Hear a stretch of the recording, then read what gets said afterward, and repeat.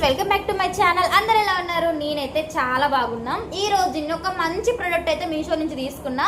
But నాకు అది 50-50 అనిపించింది. మరి మీకేం అనిపించిందో, మీరు ఎప్పుడైనా తీసుకున్నారో లేదో ఖచ్చితంగా నాకు కామెంట్ చేయండి.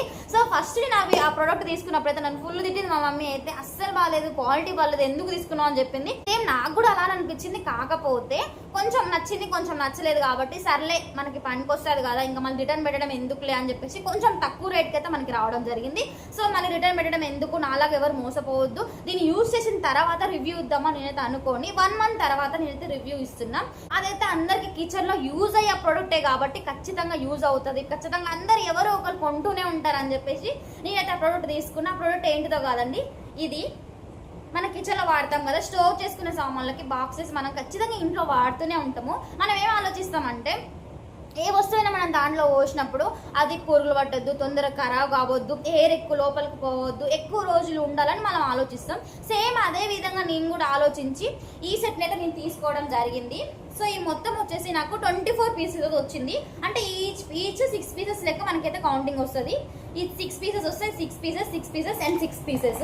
సో వచ్చేసి 4 సెట్టింగ్, ఇదే మనకి సైజ్ తోటి 6 పీసెస్ కూడా ఇచ్చేస్తారు. సో ఇంకా నేను ఒక్కొక్కటి నేను మీకు చెప్తాను.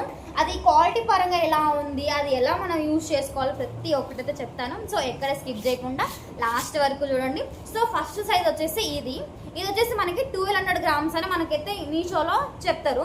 బట్ దీంట్లో మనకి 1200 grams అయితే క్వాంటిటీ రాదు. ఓన్లీ 850 grams మాత్రమే దీంట్లో క్వాంటిటీ వస్తుంది. 850 మాత్రమే మనం దీంట్లో పోసుకోనికి వస్తుంది. 1200 అయితే మనం పోసుకోనికి రాదు. ఇంకొకటి ఏంటంటే, ఇది పైన ఏదైతే స్టిక్కర్ ఉందో అది ఓన్లీ నార్మల్గా ఉన్నది మాత్రమే. నార్మల్గా ఇట్లా అన్న కూడా పోతూనే ఉంది. వాష్ చేయలేదు ఇంతవరకు మేము దీన్ని. నార్మల్గా ఇట్లా అన్న కూడా ఎంపటే వెళ్ళిపోతుంది. సో ఇంకా దీంట్లో క్వాలిటీ పరంగా వస్తే కొంచెం లెస్ క్వాలిటీ లెక్క అనిపించింది. అంటే మనం పెట్టిన రేట్కి ఇది వర్తే, బట్ ఇంకొంచెం మంచి క్వాలిటీ ఇస్తే బాగుండని నాకు అనిపించింది. సేమ్ మా అమ్మకు కూడా అదే అనిపించింది.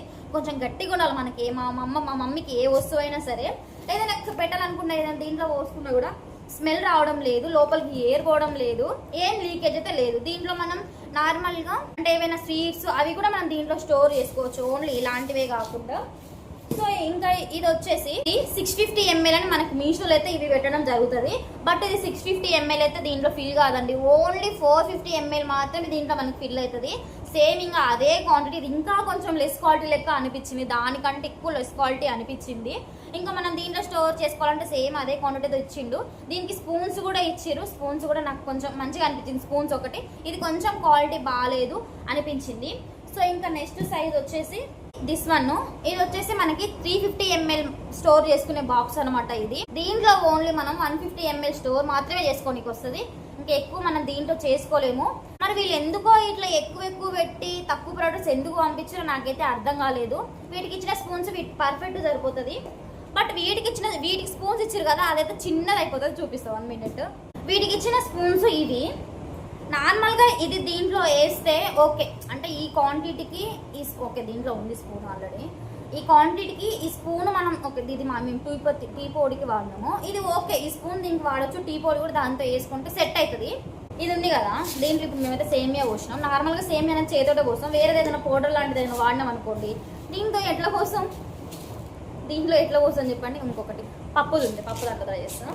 దీంట్లో మేము శనగపప్పు వేసినాము. దీంట్లో ఎట్లా పోస్తాం చెప్పండి.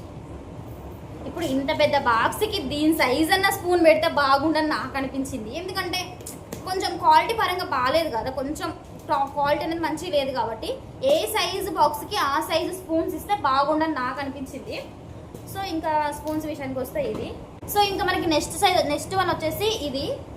ఈ క్వాలిటీ కొంచెం మంచిగా అనిపించింది ఈ బాక్స్ ఇది. సో ఇది వచ్చేసి మనకి 250 ml అనమాట ఈ బాక్స్ సైజు.